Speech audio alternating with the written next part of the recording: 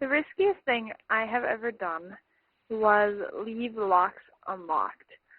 Sounds pretty unrisky, I know, but actually I'm a zookeeper, and in my field, if you leave a lock unlocked, that could be the difference between a very dangerous animal staying in its cage and a very dangerous animal getting out and killing people.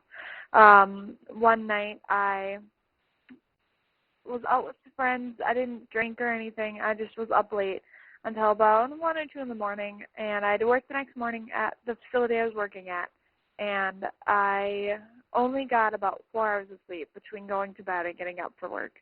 And so I went to work, and I thought everything was fine, but throughout the day, there was a few locks here and there that I left unlocked.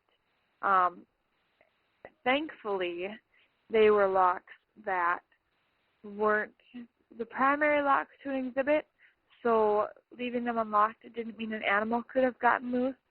It was a huge wake-up call, though, that only getting 4 hours of sleep is not a good idea before you go work with dangerous animals, because it could easily have been the lock that meant the difference between life and death for me, for other keepers, as well as for the public.